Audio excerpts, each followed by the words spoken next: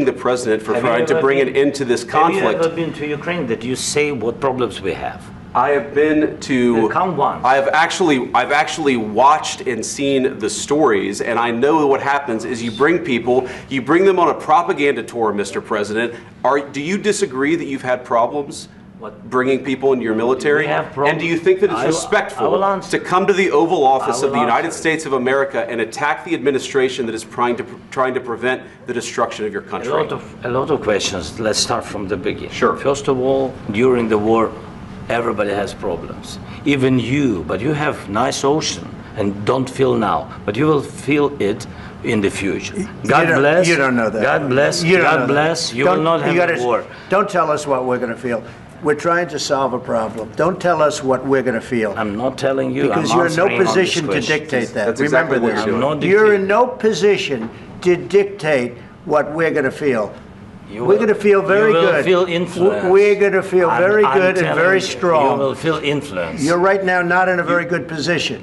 You've allowed yourself to be in a very bad position, and he happens to be right about it. From the very beginning of the war. You're not in a good position. You don't have the cards right now.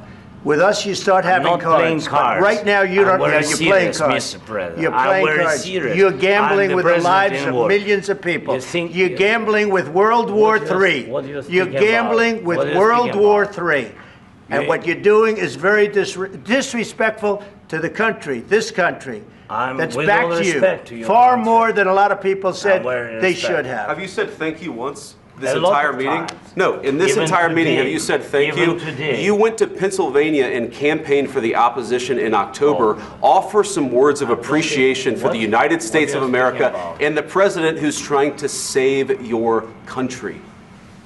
Please, you think that if you will speak very loudly about the war, you can... He's not speaking loudly. He's not speaking loudly. Your country is in big trouble. Can I answer? Wait a minute. No, you've done a lot of talking.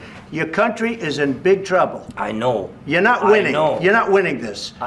You have a damn good chance of coming out okay because of us. Mr. President, we are staying in our country, staying strong from the very beginning of the war. We've been alone, and we are thankful. I said thanks you haven't been in this alone. cabinet. You haven't been alone. In this cabinet. We gave you, through this stupid president, $350 billion.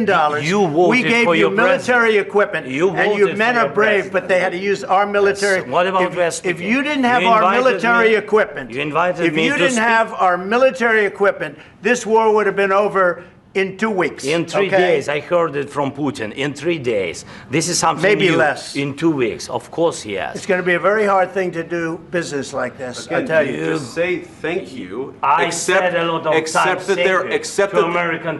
there are disagreements, and let's go litigate those disagreements rather than trying to fight it out in the American media when you're wrong. We know that you're wrong. But you see, I think it's good for the American people to see what's going on. I understand, sir. I think it's very important. That's why I kept this going so long. You have to be thankful. You don't have the cards. You're buried there. Your people are dying. You're running low on soldiers. Listen, you're running low on soldiers. It would be a damn good thing. And then you tell us, I don't want a ceasefire. I don't want a ceasefire. I want to go, and I want this. Look. If you could get a ceasefire right now, I tell you, you take it so the bullets stop flying and your men stop getting killed. Of course, we want to stop the war. But you're saying you don't want a ceasefire. But I said to you, I want a ceasefire. With guarantees. Because you'll get a ceasefire faster than an agreement. Ask our people about ceasefire, what they think. That wasn't with me. That wasn't with me. That was with a guy named Biden, who was not a smart person. That was with Obama. It was your president. Excuse me. That was with Obama, who gave you sheets, and I gave you javelins. Yes. I gave you the javelins to take out all those tanks. Obama gave you sheets. In fact, the statement is Obama gave sheets and Trump gave javelins. You got to be more thankful, because let me tell you, you don't have the cards. With us, you have the cards. But without us, you don't have any cards. One more question to Mr. Vice President. I'm sorry, here. It'll be a tough deal to make, because the attitudes have to change. What if Russia breaks ceasefire? What if Russia breaks peace talks? What do you do then? I understand that it's a heated conversation right now. What are you saying? She's asking, what if Russia breaks the ceasefire? What if anything? What if a bomb drops on your head right now? Okay? What if they broke it?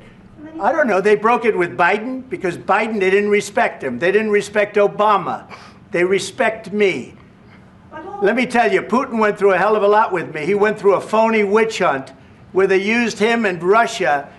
You ever hear of that deal? That was a phony Hunter Biden, Joe Biden scam. Hillary Clinton, Shifty Adam Schiff. It was a Democrat scam.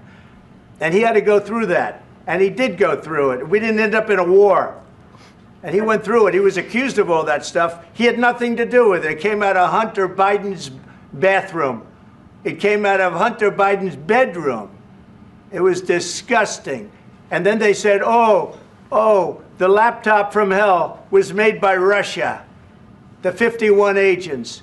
The whole thing was a scam. And he had to put up with that. He was being accused of all that stuff. All I can say is this. He might have broken deals with Obama and Bush, and he might have broken them with Biden. He did, maybe. Maybe he didn't. I don't know what happened. But he didn't break them with me. He wants to make a deal. I don't know if you can make a deal. The problem is I've empowered you to be a tough guy.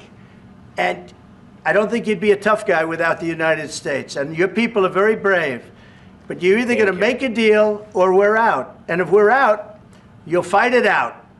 I don't think it's going to be pretty, but you'll fight it out. But you don't have the cards. But once we sign that deal, you're in a much better position. But you're not acting at all thankful. And that's not a nice thing. I'll be honest, that's not a nice thing. All right, I think we've seen enough. What do you think? Huh? This is going to be great television, I will say that. All right, we'll see what we can do about putting it together. Thank you. Guys, let's go.